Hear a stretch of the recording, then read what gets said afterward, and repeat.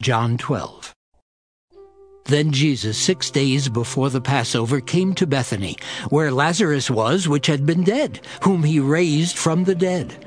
There they made him a supper, and Martha served, but Lazarus was one of them that sat at the table with him.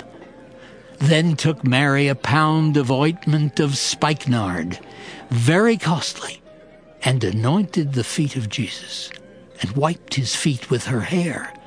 And the house was filled with the odor of the ointment. Then saith one of his disciples, Judas Iscariot, Simon's son, which should betray him, Why was not this ointment sold for 300 pence, and given to the poor? This he said not that he cared for the poor, but because he was a thief, and had the bag, and bare what was put therein. Then said Jesus, Let her alone. Against the day of my burying hath she kept this. For the poor always ye have with you, but me ye have not always.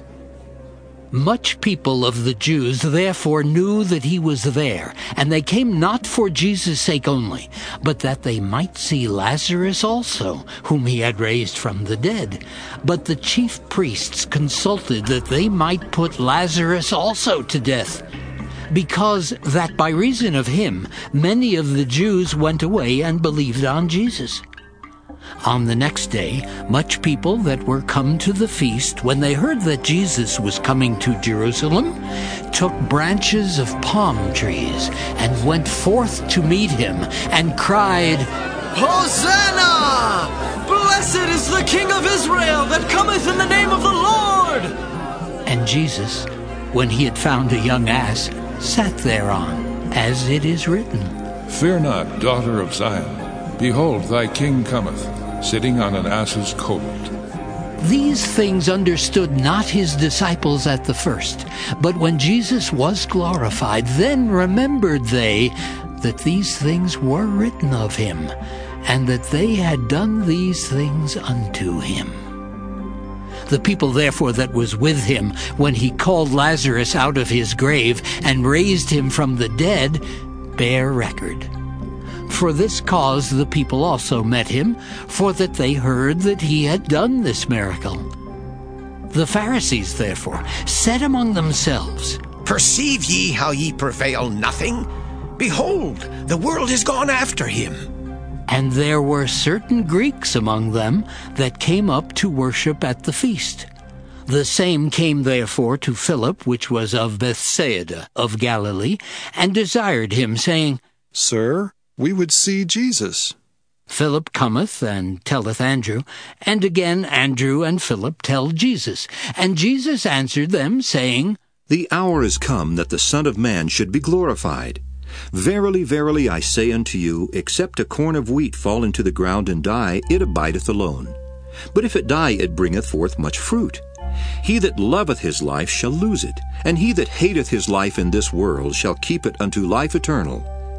If any man serve me, let him follow me, and where I am there shall also my servant be. If any man serve me, him will my Father honor. Now is my soul troubled, and what shall I say? Father, save me from this hour? But for this cause came I unto this hour. Father, glorify thy name. Then came there a voice from heaven, saying, I have both glorified it, and will glorify it again. The people therefore that stood by and heard it said that it thundered. Others said, An angel spake to him.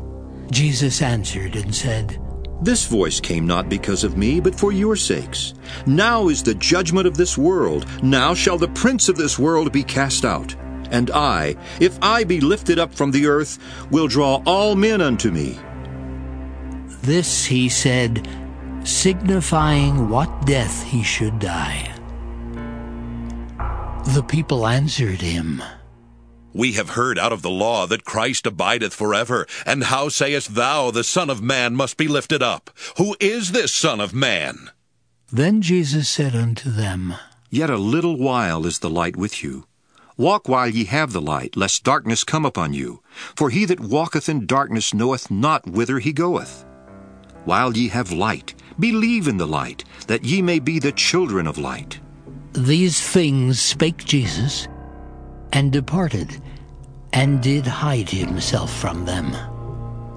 But though he had done so many miracles before them, yet they believed not on him, that the saying of Isaiah the prophet might be fulfilled, which he spake. Lord, who hath believed our report? And to whom hath the arm of the Lord been revealed? Therefore they could not believe, because that Isaiah said again, He hath blinded their eyes, and hardened their heart, that they should not see with their eyes, nor understand with their heart, and be converted, and I should heal them. These things said Isaiah when he saw his glory, and spake of him.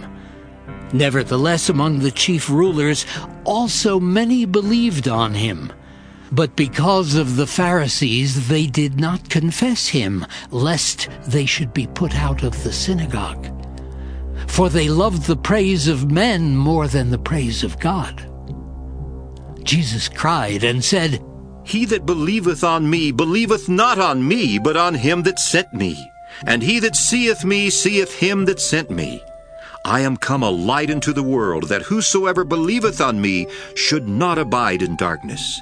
And if any man hear my words and believe not, I judge him not. For I came not to judge the world, but to save the world. He that rejecteth me and receiveth not my words hath one that judgeth him. The word that I have spoken, the same shall judge him in the last day.